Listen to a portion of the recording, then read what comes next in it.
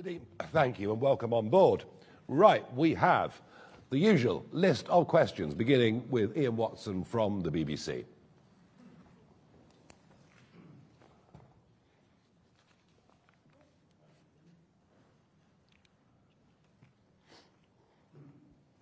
Thank you. First question to Nadhim Zahawi. Obviously, nobody doubts your acumen as a businessman, but you were sacked as Conservative Party chair for your tax affairs and what you said about your tax affairs. Do you really provide the right image for a party that's meant to be anti-establishment? And to Nigel, I can ask you as well. Today, on substance, today the Labour Party is introducing necessary legislation to give people parental rights from day one in the job. Is that something you would reverse if you came to power? And on another topic today, Ofcom in the past 20 minutes has announced that it is investigating Grok X. Do you welcome that investigation? Thank you, Ian. I wrote a book about my time in government and about my final chapter, my departing government as chairman of the party.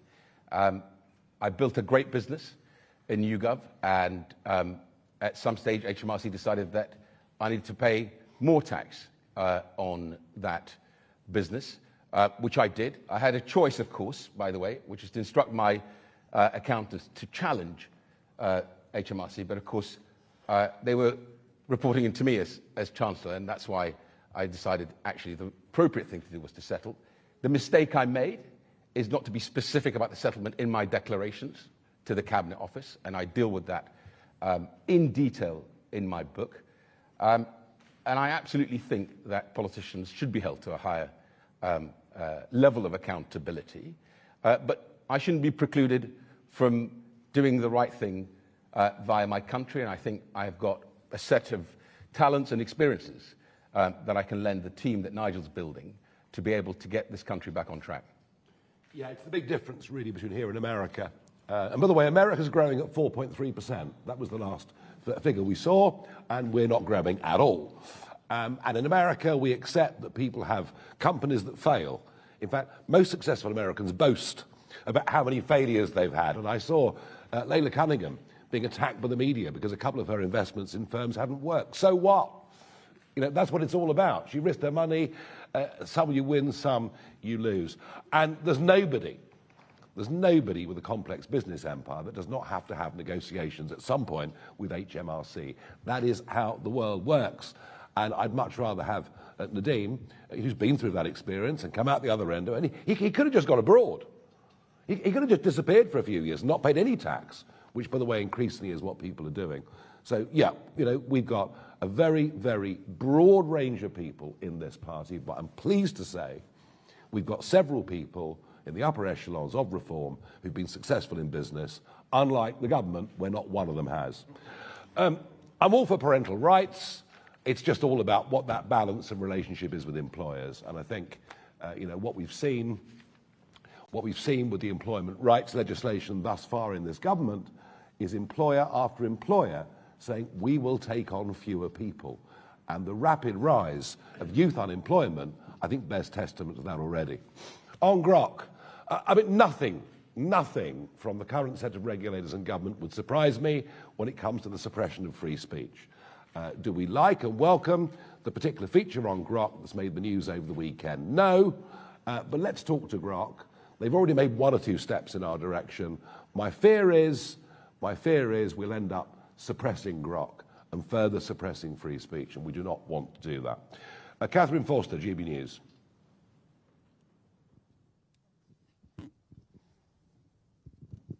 Thank you, Catherine Forster, GB News. Nadhim Zahawi, a few years ago you tweeted, "I'm not British-born, Mr. Nigel Farage. I am as British as you are. Your comments are offensive and racist. I would be frightened to live in a country run by you." Why the change of heart? And this was 2015. Oh, quite recent then, thank you. Yeah. Well, just asking about the change of heart. And also on Iran, Mr. Farage, would you support Britain potentially supporting US military involvement in Iran, and also us possibly prescribing the IRGC? Thank We should you. have prescribed the IRGC years ago, just as we should have prescribed the Muslim Brotherhood years ago, and I've been saying those things clearly and consistently for many, many years, and I've reiterated them in recent times. I cannot believe the stupidity of Obama, the European Union, the British Foreign Office, and some of your former colleagues who went along in 2015 with this JCPOA deal. It's been a disaster. It's freed up tens of billions of dollars for the Iranians. What have they used it for? They've used it to fund the Houthis, Hezbollah, Hamas. These are massive self-inflicted wounds, and so I've always felt vehemently opposed to this. We went for regime change against Saddam. We went for regime change against Gaddafi. The regime change we've always needed is in Iran, where the wonderful Persian people, with all their amazing talents, have been kept in this theocratic, brutal regime. I very much hope President Trump acts in the next few days. We don't know how many have been killed. It could be perhaps as many as 2,000, I'm told, before coming to this press conference. So would I support military action against the IRGC, the Revolutionary Guard, on the ground in Iran, so that the good guys can win this revolution? Absolutely, 100%. Catherine, good on you for digging out a tweet from 11 years ago. But all I would say to you is, if I thought this man sitting next to me was in any way had an issue with people of my colour or my background who have come to this country, who have integrated, assimilated, proud of this country, worked hard for this country, paid millions of pounds in taxes in this country, invested in the country, I wouldn't be sitting next to him. And I think he wouldn't be sitting next to me either. Quite. Rob Powell from Sky News. Thank you, Rob Powell, Sky News. Mr. Zahawi, as a former vaccines minister, how do you feel about reform giving a platform to a vaccine conspiracy theorist at their conference this year? We believe in free speech. We gave a platform to I somebody was asking Mr. Zahawi. who was nothing Mr. to do with that. Well, he wouldn't know the answer to this, would he? Well, he can. He give wouldn't me know his the feelings answer. on it, There's though, no can't he? reason why he should. The And what do you say? the gentleman that spoke is part indirectly of the American administration and gave an opinion. Okay. Well, if Mr. Zahawi wanted to answer that, and also tell me, what would you say to colleagues that you worked with in the Conservative government during the pandemic who might feel a little betrayed today? And Mr. Farage, if I may as well, in 2022, when Nadhim Zahawi was appointed Chancellor, you said, I thought Zahawi had principles, but tonight we learned all he's interested in is climbing that greasy pole. Are you now greasing that pole for your new colleague? If you look at the clip, you will see that I profess to be a fan. You did. Of the deal. I very publicly said I'm a big supporter of this guy. And there was a period of time when I thought, perhaps, if he became the leader of the Conservative Party, things might start to look a little different. So I was a fan, openly, publicly professed fan. I was disappointed that he decided to join what I saw as a failing government at that moment in time. But I've always been a fan of his. Rob, I think you walked into that one. But thank you, Nigel, and thank you for the compliment. Look, ultimately, I reiterate again, I wouldn't be sitting next to Nigel if he thought that what we did on vaccine was in some way a failure. Quite the opposite. He's always said to me that what we were able to do was to harness the best of Britain, both from outside the civil service and from the civil service. We had Brigadier Phil Prosser, the great of our military, the great Emily Lawson, who came out from outside government to come and help into government, was something that he admired. But I have to say to you, and Nigel just gave the details, rightly so, because I wouldn't have known the details about their party conference. I have to say to you, I prefer a party conference and a party that is open and believes in free speech and allows their members, their candidates, to debate openly and to actually have substantive disagreement but come together and then move forward with a strategy, real clear strategy, than parties that don't allow that in the way the Labour Party is behaving and they behave at their party conferences. Maybe worth talking of vaccine rollout, remembering, maybe the Prime Minister's watching, we were only able to do what we did in the speed that we did it because we were not members of the European Union and all the associated medical bodies. All right? And that all seems to have been forgotten. We had the freedom to move and to act. And what Nadhim proved during that is this bloke gets stuff done. And if we head on and win the next general election, we're going to have a lot of stuff to do, including him. Thank you. Shihab Khan, ITV. Shihab Khan, ITV News. Nadhim Zahawi, you were a Conservative councillor, you became Chancellor and you've now defected to Reform UK. You had previously said that you would be uncomfortable living in a country that was led by Nigel Farage. Given your dynamic, moving opinions, how can we trust a word that you say now? And Nigel Farage, a question for you. There's been a lot of talk about social media being banned for those under the age of 16. Is that something that you would be supportive of? Good question. Go on. Shihab, look, I'm going to sound like a broken record. I wouldn't be sitting here if I thought that Nigel Farage wasn't someone capable of leading the country, of becoming Prime Minister. And I'm sitting here because I have observed Nigel Farage in work, in operation, with world leaders, where not only was I impressed, but also watched him push back when he needed to. None of the sycophancy that you see from the current Prime Minister with the way he's behaving internationally. Chagos Islands comes to mind on that one. And that's why I'm sitting here. The nation will make up its own mind. I could easily, as you heard me say in my speech and Nigel repeated, just sit at home and do nothing. I think the country is facing a national emergency on the economy, on our open borders, on what is happening in parts of the country, which I genuinely worry about, that could actually tip over into civil unrest.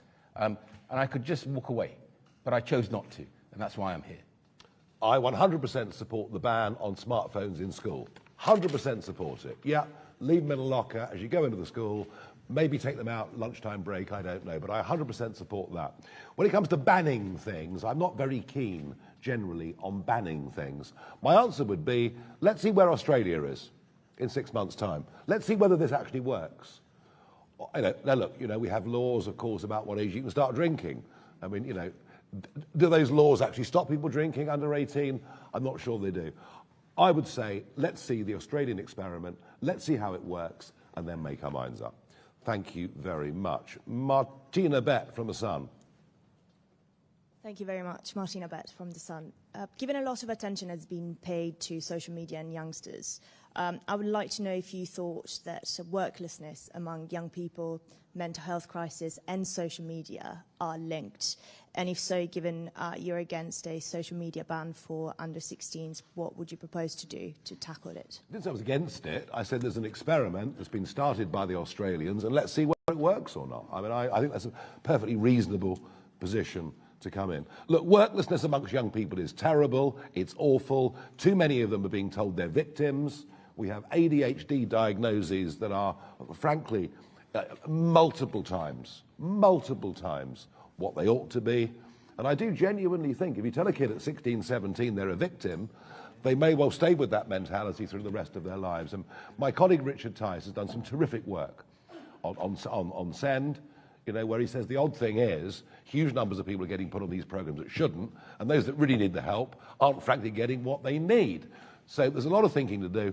Frankly, this government, everything this government has done has added to worklessness for youth. Particularly cruel was dropping to £5,000 the level at which employers have to start paying national insurance.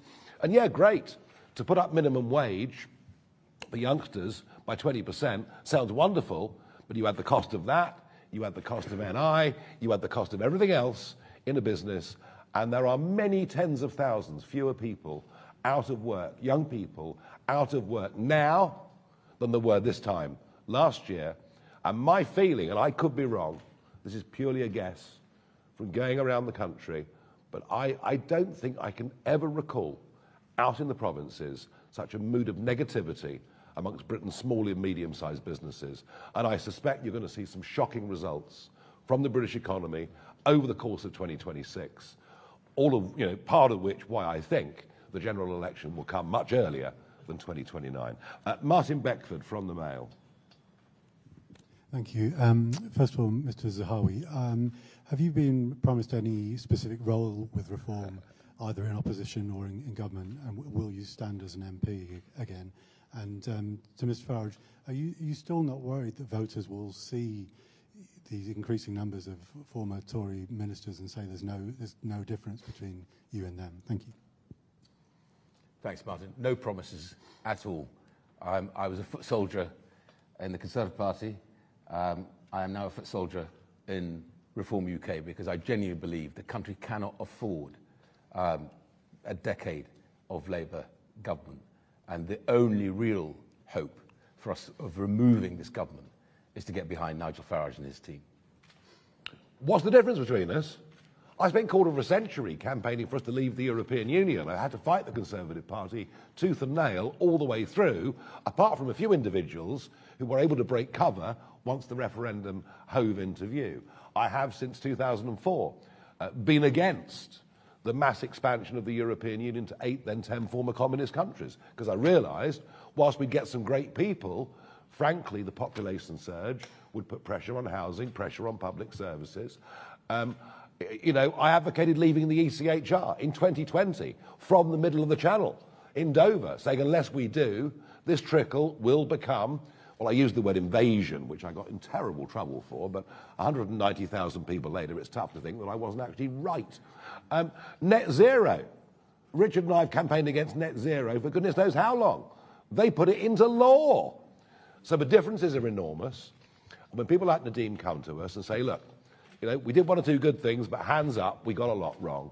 And frankly, for the Boris wave and for that breach of trust with those that voted Brexit and then lent their votes to the Conservative Party in 2019, that is a betrayal of trust that should never, ever be forgiven.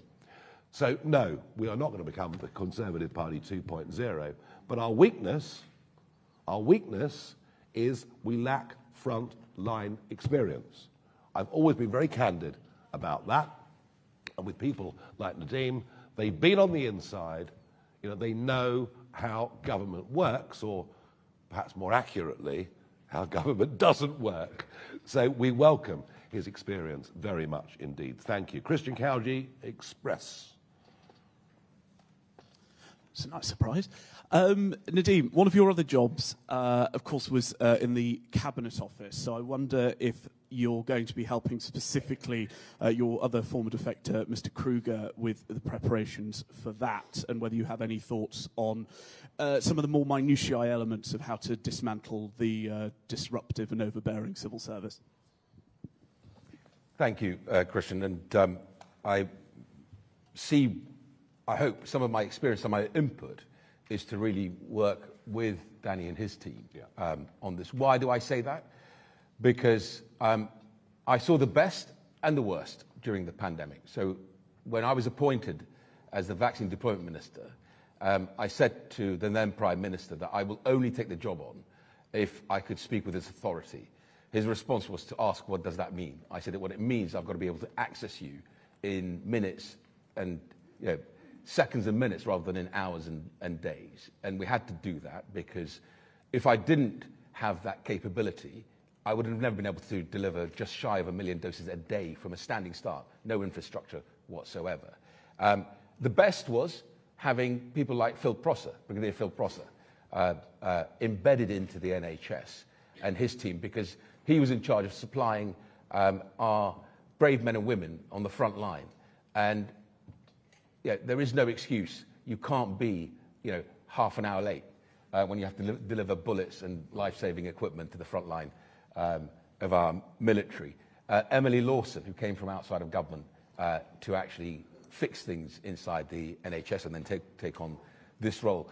Ruth Todd, who we pulled out of the Ministry of Defence. She was in charge of the supply chain for our nuclear submarine.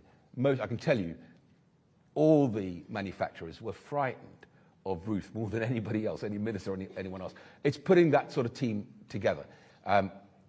The difficulty is, what I said in my speech, is you get the shrug of the shoulders and saying, it's too complicated, too complex, and we can't really do much about it. and ministers don't have the experience and the confidence to be able to say, no, let's sit down, I want to see the evidence. You know, what I've just heard from Nigel fills me with even more confidence when he answered the question about the 16-year-old and ban on social media. Let's see the evidence from Australia. Evidence-based strategy in business or in politics tends to deliver better outcomes, success, right? When we move away from that and start playing politics and start playing, oh, well, Minister, you can make an announcement tomorrow, but it's just an announcement to sort of get you out of the way, then things go wrong.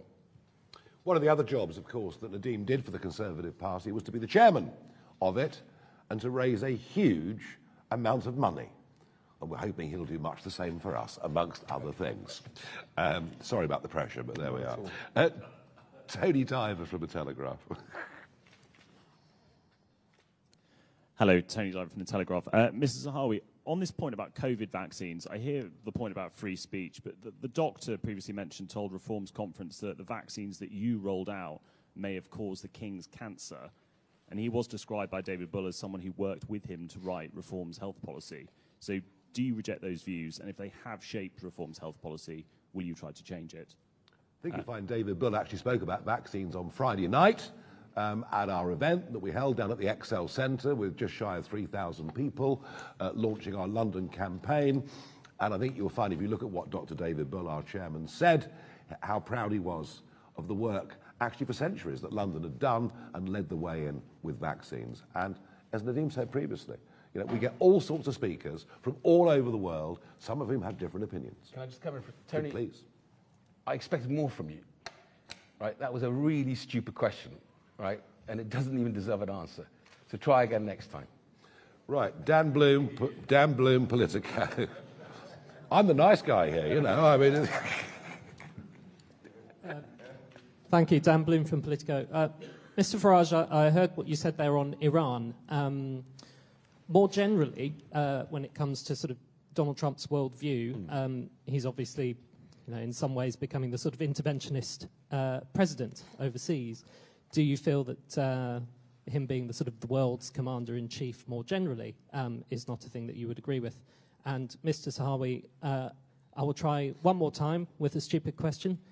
Did you seek any assurances from Mr. Farage or anyone else about Reform's policy on vaccines before you joined? Right, let me take that again.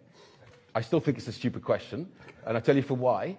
I know you want to persist on this because you just heard from the leader of the Reform Party that David Bull spoke about this and was very clear on this, and you're still going on about, you know, were vaccines efficacious or not.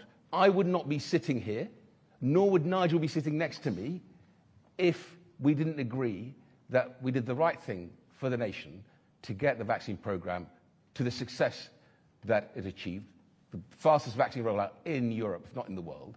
And so that is why I think it's a stupid question. Okay. If Donald Trump is knocking out the brutal leaders of Venezuela, and let's hope Iran, and thereby taking away the greatest allies that the Chinese Communist Party and an increasingly dangerous-looking Vladimir Putin, if that's what Trump is doing, I would argue very strongly he's doing the world a favour. Thank you very much indeed. Let's go to Tim Stanley, Daily T.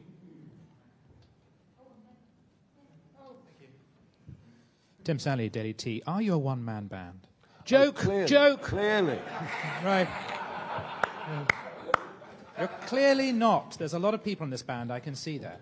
A Conservative spokesman has just said, Reform is fast becoming the party of has-been politicians looking for their next gravy train. So my first question, Nadhim, are you a has-been politician?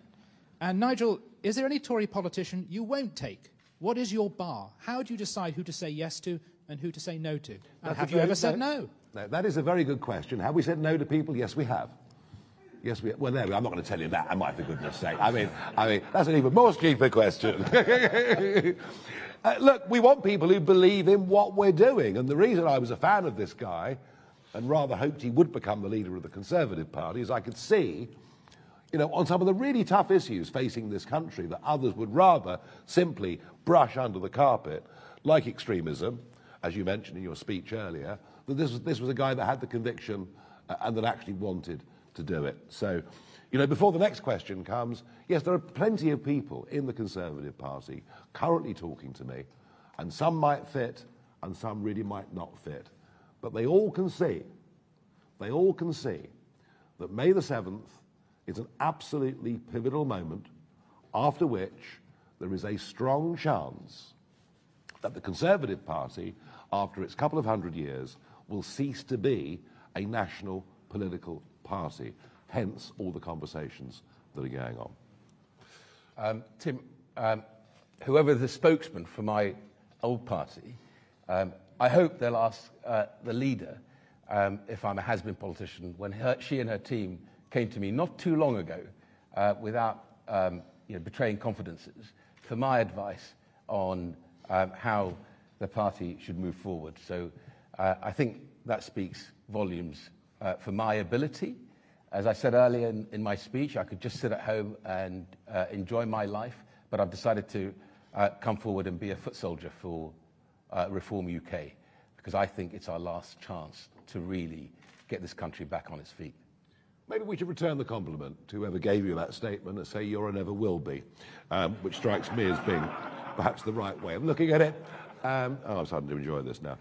Right, David Lynch from PA. Hello, Mr. Farage, David Lynch from PA. Yeah, just wanted to ask you about something that appeared in the Sunday Times over the weekend.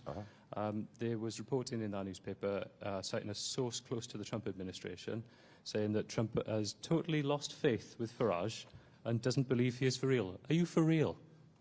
Oh, I'm for real. Don't worry about that. As far as Trump losing faith in me, I don't know. I mean, I saw him in October.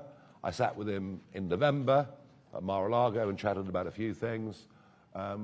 He's always been enormously supportive of me. I'm supportive of him. We don't see eye to eye on every issue. And as Nadhim says, if I don't see eye to eye, I tell him I don't see eye to eye. I'm not frightened of saying to people what I think. Do you know what? Sometimes journalists write things that may not necessarily be wholly true. Natasha Clark, LBC. It is quite fun, isn't it? Thank you, Nigel. Thank you, Mr. Zahawi. Mr. Zahawi, you are someone that supported Boris Johnson famously, and 36 hours later called for him to go. Mr. Farage, are you sure that you can trust this man? If you can, are you prepared to give him a job in reform, preparing for reform government, fundraising, health policy, perhaps? And Nadhim, your former Tory colleagues, of course, will be looking to you today. They have said, just in the last few minutes, you have shown the level of loyalty for sale. Can I just ask you, why do you think that Kemi Badenoch doesn't have what it takes to become Prime Minister and Nigel does? Thank you. Thanks, Natasha.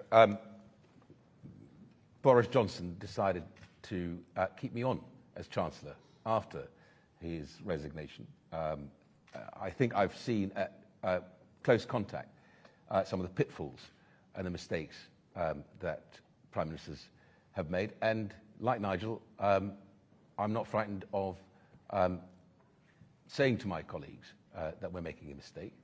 And I hope it's something that, a value that Nigel identifies with. What was your second question? Well, if nothing else, she's got the baggage of what I think is a defunct brand, a brand that the nation has decided they can no longer trust. And of course, I don't think, in my view, she's able to form the next government. And ultimately, if you put country ahead of party, you come to the same conclusion, that the only person that you can really get behind and put the work and the energy into is Nigel Farage and his team. And yes, he will be doing a big job for us, and all of that will be announced in the weeks to come. As for loyalty, well, if he's disloyal, you'll find that we deal with things very much more effectively in Reform UK. I do mean it, actually, but I don't see it being an issue, honestly, I don't. And that's the only thing I ever asked for. The only thing I ever asked for as leader, in all the years I've done politics, the only thing I asked for is loyalty. If you want to disagree with me, you want to shout at me, you want to throw things at me, I really, really, really don't mind. But we do it behind closed doors. And it was so interesting at our conference up in Birmingham that we had the founder of Reform Canada come along, you know, and they went all the way from a tiny fringe party way out west in Canada to being the biggest party in Canadian politics, to Stephen Harper becoming the Prime Minister for 10 years. And it was the one thing that Preston Manning told us, is we had our arguments in private. And that's all I ask of anybody that comes. And we will have our disagreements. We won't see eye to eye on everything. No two human beings can. But they're the rules within this organisation. It's very, very straightforward. Lucy White from Bloomberg. Hi, Nigel. Can I ask you again on Grok? You mentioned that yourself and President Trump have disagreed on things in the past. Do you think that President Trump is right to consider sanctioning UK officials at Ofcom for taking action against child pornography on Grok? And Nadhim, can I ask you as well, as a former businessman yourself, do you think that Reform's policy, or Reform currently has enough policy on international trade and foreign policy? I've heard from businesses myself that they're not clear on what that Reform policy might be. And in terms of importing and exporting in particular, do you have any ideas that you will be sharing with the party? Thank you, Lucy. Can I just touch upon, I know Nigel will come back on this, on the whole issue of Grok. What happened with Grok, by the way, you could do on PowerPoint, right? Anyone who chooses to want to create an image, you could have done in the past. So technology is moving fast. What you don't do, in my view, is take a heavy-handed approach and start banning stuff, right? What Nigel said is absolutely spot on. Elon Musk is one of the great businessmen of our generation, and he's rightly come out and said, we will fix this, and the fix is to make sure that people who are registered, who you know who their identity is, can use some of this new technology, not people who hide their identity, and I think that's a good thing. But when you start attacking a business just because you don't agree with the owner's politics or stance, I think it's a dangerous place to be, which is where, if the reports are right, is where Keir Starmer is at on this. So I just want to remind everyone here that all this stuff, technology moves all the time, right? We have to be the place that is open, and especially my new party and their absolute belief in free speech, be the place that cherishes that. On business and trade, I'm going to compliment someone else who is in the room here, is Richard Tice, because I've seen Richard operate internationally as well. He walks in a room and people listen. And that's, by the way, half the battle. More important than all the other headlines that you make is when they're listening, they know that you're true and you'll deliver. And that, if you ask any business, any other country that engages in negotiations on free trade with the UK, they think that actually up until now we've been totally slow and flat-footed in our negotiations. Why haven't we got a CETA deal with countries like the UAE? Because we've been slow. Because all we're saying is, well, we'll wait until we get the whole GCC. If that doesn't happen, we won't do this. Too flat-footed, too slow. We need to pump growth back in the economy, and I think what Richard will do will absolutely deliver on that. You may well worry and ask, why are the Americans so concerned about what's happening on platforms here? The answer is very simple. Graham Linehan, a foreign national, who, for what he said when he was in Arizona, was arrested by 5 armed police at Heathrow Airport. And the fear of the Trump administration, this could happen to any of their top businessmen. I can't think of a more negative thing for the British economy or the reputation of our country than that. Matthew Holhouse, The Economist. Thank you. I want to ask about defence policy, if I may. Mr. Farage, you've been very clear that you wouldn't support the prospect of UK troop deployments to Ukraine. You've also been very consistent for years in arguing that NATO's enlargement to Eastern Europe has been provocative to Russia. I just wondered if you could take the opportunity really to clarify. Would a reform government maintain and uphold the UK's commitments to troops and aircraft on NATO's eastern flank, particularly Estonia and Poland, where there are big UK deployments under enhanced forward presence and air policing? Or, in your view, have these deployments constituted a provocation of Russia? Listen, you're talking about an historical argument. Remember, I'm the one person that stood up in 2014 in the European Parliament and said there will be a war in Ukraine. All right? I got it right. Nobody else saw it. Nobody else saw it. I think the European Union's eastward expansion, NATO's eastward expansion, gave Putin a casus belli. He could say to the Russian people, look, this is what they're doing. So I think tactically we've got that wrong. Am I committed to NATO? Yes. Do I think Donald Trump's been a good thing for NATO? Yes, I do.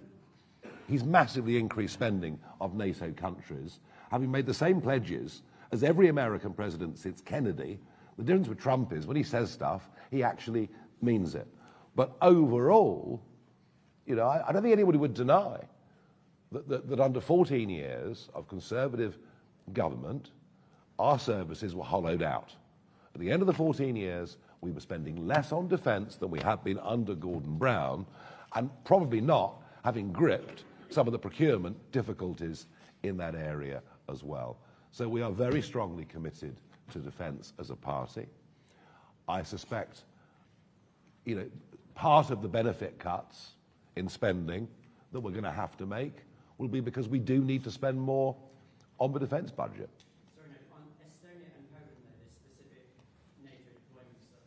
Well, they are NATO members now. It's done. So once you're a NATO member, you must be defended. All right? I mean, as I say, you know, Henry Kissinger spoke about this. You know, Kissinger was talking about NATO expansion after the fall of the Berlin Wall. These debates have been going on right back to sort of 1991, 1992. They're not, but frankly, whatever my historical position on this, it's not particularly relevant for where we are right now, and Putin does appear to be increasingly dangerous, is my take. Anna Gross, Financial Times. Thank you. This is a question for Nigel. You say you would simply refuse to pay if an exit clause was added to the EU SPS deal, but that would inevitably collapse the entire trade and cooperation agreement. Are you happy to do that? And would a Farage government then mean dragging the British public through years of a damaging Brexit 2.0? No, I mean, look, the tragedy of Brexit is we didn't do it. Didn't do it. And all right, we had the pandemic, and that's the argument that always gets made. We had the pandemic, therefore we didn't get time. For Keir Starmer to realign with single market rules is easy because we never, ever took the opportunity or the potential advantage of moving away from it. So I'm absolutely furious at both of them. But look, you're presupposing that Starmer would sign up to something as treacherous as this. I'm sure he won't do it. Thank you. Let's go on to Jay Merrick at the iPaper. Can I ask who approached whom in this conversation? Did Nadhim ask you? And are you having more conversations with former members of Boris's cabinet to defect? And then secondly, on Iran, what do you think Keir Starmer should actually do? Would you like to see the RAF involved in any military action there? Thank you. Well, I mean, I suspect Keir Starmer will do absolutely nothing. Nothing. I don't know what his view on the JCPOA deal was at the time, but given that it was favoured by the international community, he would have been in favour of it. So he probably wants to keep the mullahs running Tehran. I just don't know. Having conversations with all sorts of people, Jen, as I said earlier, there is a growing realisation that May the 7th is it is not only the most significant electoral date between now and the next general election, but it could well be a day that reshapes politics in a way that, frankly, on the centre-right has not been seen ever, frankly. Nigel and I have known each other for a very long time, and I think it's when our very good mutual friend, Nick Candy, decided to support Nigel was the beginning of our conversations together. Nick has done a phenomenal job, by the way, in raising some of those millions for you, and I will see where I can help as well. But in December, I allowed my membership of the Conservative Party to lapse because I wanted to reflect. And over the Christmas period, I came to the conclusion that genuinely the country faces a national emergency. And if, as I've always done through my life, because what this country's given me, I wake up every morning, I have to pinch myself to think how lucky I've been. And you need luck, by the way, any businessman who tells you otherwise is either lying to you or naive. How lucky I've been to have been allowed to be in this country and to become British. Then you'll come to the same conclusion that we need this government out. If you want this government out, there's only one choice. And my colleagues will have to reflect in my old party. And I think, as Nigel just said, the local elections are going to be a very big moment for reform and for the future of this country. Yeah, we're getting there. Robert Hutton, the critic. Hi there. Question, first of all, for Mr. Farage. Last week, you said you were very troubled by what was going on X. You seem to be moving to a position that child porn on demand is just something we're going to have to live with. Don't you think that your position on this would carry more weight if you and your MPs weren't taking money from the app that's offering the child porn on demand? Nice try. And a question for Mr. Zahawi. Do you see yourself going back into the House of Commons, or has reform offered you the peerage that the Conservative Party didn't give you? Because one is troubled by some of the things that happen in the online world, does not equate to thinking that the organisations themselves should be banned. There is a really quite big fundamental difference between those two positions. As for money, well, you know, as you may well know, we probably don't know, you wouldn't because of the way the declarations work, I employ people privately to help me with my social media accounts. Let me assure you, I don't make money on X. It costs me several £1,000s every month. I will, I hope, be deployed whichever way the leader and the future Prime Minister of this country feels fit to deploy. And no promises have been made, no promises have been sought. But thank you for the question. Yeah, you're pushing his case hard. David Burke from The Mirror. Hi, thank you very much. There's quite a long history of you two having pops at each other, which has given us some few bits to get our teeth into. On another occasion in 2015, Mr. Zahawi, you likened Mr. Farage to Goebbels. The context of that was that... Could have been worse then, couldn't it?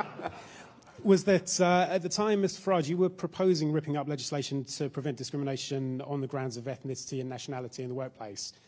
You said that it was ludicrous that employers can't differentiate between British and Polish workers at the time. Mr. Zahawi, you responded to that by saying it was a remark Goebbels would be proud of. You also described it as deeply racist. My question to you is, Reform now is proposing to do something similar in relation to welfare, in that qualification would be on the basis of nationality. Are you now, based on your previous position, comfortable with that? And how do you square that circle? 2015 was a general election campaign. All sorts of things get said and done in the heat of battle in general election campaigns, but I don't in any way row back from the comments I made then. I do think we should actually put British workers first. I genuinely do. And I think, you know, you're right. Good question in one sense, because you're right. That logic now applies to benefits. We should not be paying out wholesale benefits to vast numbers of people who come from overseas and who, when they get indefinite leave to remain, of course, are allowed to bring their extended families. And I think these are the arguments of common sense. And I think, look, when my family came to these shores, we came here because we were determined to integrate. My parents were proud monarchists. They wanted their children to grow up with a real passion and commitment to this country. What has happened, in my view, in recent years, with, dare I say, the sort of the Treasury orthodoxy that all immigration is good for the economy, has completely distorted the cultural life of this country, the fabric of this nation, and the economy. You know, we should be focusing on GDP per capita, on people contributing. And now, when I travel around the world and see countries who do it well, who bring talent, if you're willing to bring your millions of pounds to this country, we're going to welcome you in reform, right? If you're willing to come here and build an AI business or a manufacturing business, whatever you're going to build, we're going to welcome you. If you're a net contributor, we're going to welcome you. But what has happened is that all was swept aside, and everything was about, let's just open the doors, because the modeling says the bigger the influx, the bigger the GDP. Not true. And that is, for me, is where the evidence has led. And when you see the evidence, you change your mind. And we have seen the evidence. 2 more questions. Ben Quinn from The Guardian. Thank you. Mr. Zahawi, does this defection come with a personal donation from you to reform? And you mentioned Shamima Begum in your remarks at the beginning. I think Mr. Farage surprised a lot of people last year, suggesting that she could be allowed to come back to the UK. Are you on the same page? And lastly, we're now at 34 people who've levelled accusations of anti-Semitism and racism. Can they all be dismissed as fantasists or political operators? 34 people, and that's to both of you, please. Thank you. You know, even the quotes that have been read out today of things that Nadhim might have said about me in the 2015 general election campaign just shows you that actually these accusations of racism, isms of all kinds, get thrown around every single day. In fact, they get thrown around so much that, frankly, they almost become meaningless, I'm afraid. But on Shamima Begum, the moment someone decides that they'll pledge their allegiance and loyalty to a different state, the Islamic State, they forfeit the right, in my view, of being British.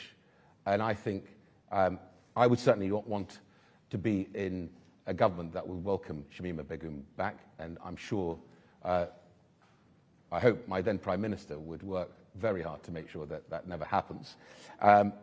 On the racism issue, I dealt with it at the beginning. I don't think I'd be sitting here, or Nigel would be sitting with me, if I thought, or he thought, there was an iota of racism. Although, in preparation for this morning, I thought I'd also look up, Nigel, everything that's been labelled racist in our country. Coffee has been labelled racist. Picnics have been labelled racist. The Traitors programme, that's racist. Electricity, according to The Guardian, has been labelled racist. And mathematics has been labelled racist.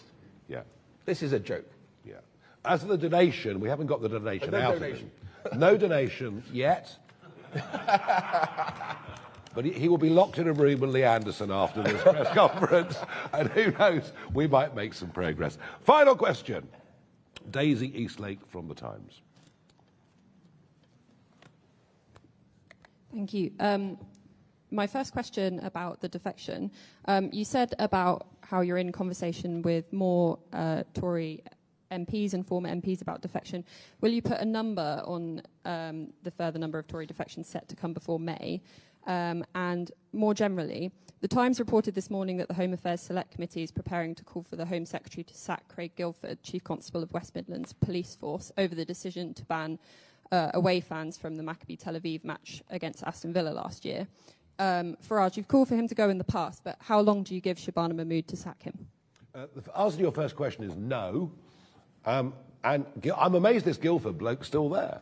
I mean, frankly, what was revealed last week in that abject performance before the committee was something extraordinary, where, I mean, basically, you know, police chief hasn't just lied to everybody, but he's literally kowtowed to the most, I mean, you know, talk about racism, you know, literally kowtowed to just a form of violent extremism.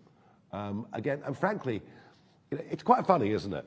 I mean, where are all the screaming protests outside the Iranian embassy? Where are all the, you know, the pro-Palestinian lot? It seems they only really turn out when they're having a go at Jews. I'm afraid, I'm sorry to say that. Guildford should have gone already, in my view. Just on the point on the Maccabi Tel Aviv match, and this is really serious, and I hope Shabana is listening to this today. And I said that on the night, because I was actually doing media on the night. The message this sends is so dangerous and corrosive to our country. Why do I say that? Because the question is, who controls our streets? right? If the police force in the West Midlands needed additional support, they should have called the Home Secretary and the Defence Secretary and got the army in, right? No way should we allow Islamists, thugs, and terrorists to feel that they can have control of our streets. And if she doesn't act today, she's going to have a serious problem, in my view. Genuinely, I say this to you. Thank you very much indeed, everybody.